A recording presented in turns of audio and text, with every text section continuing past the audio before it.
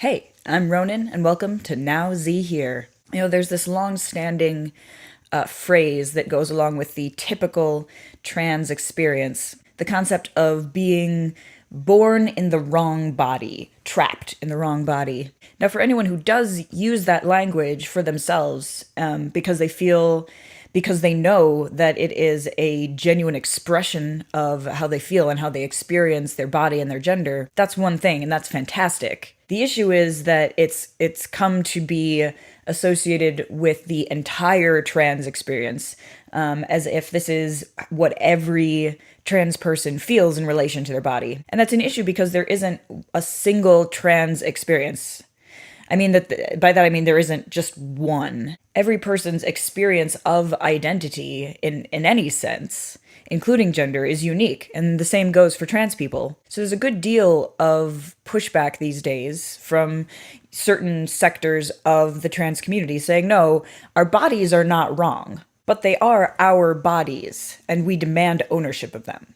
How then, when you take away the typical trans narrative of trapped in the wrong body, how then do you describe dysphoria? Gender dysphoria, because there's also a...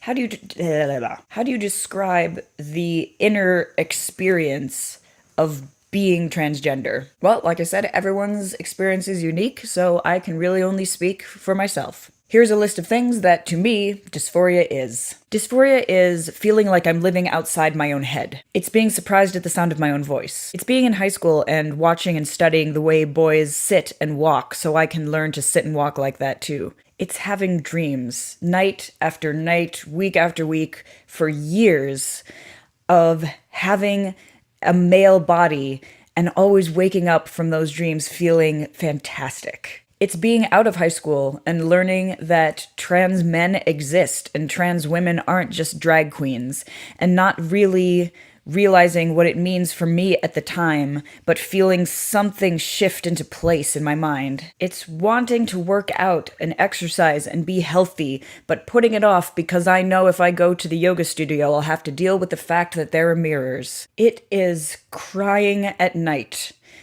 because I know that I feel something and I don't know what to do about it. And all I can do is ask my partner to tell me that everything is going to be okay. It's wondering why I can't just be the gender that I was assigned at birth, and being unable to answer, except to say that I just can't. Now, luckily, fortunately, a lot of the things I just mentioned aren't an issue for me anymore. I decided to make this particular video because a few days ago, somebody asked me how the tea was making me feel.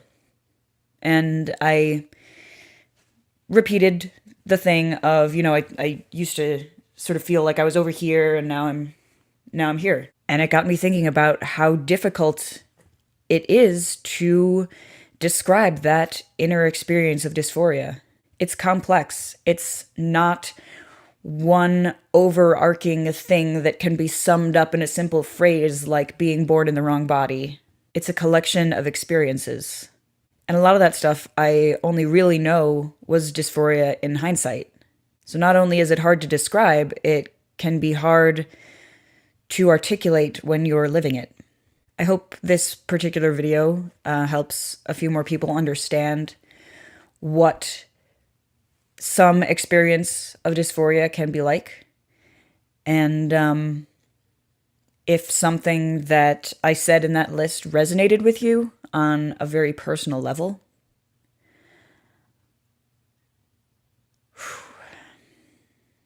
then I wish you all the best. And I love you.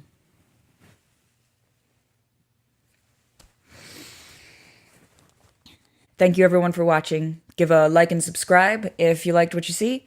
And that over there is Wadsworth, and I am Ronan. Always be changing.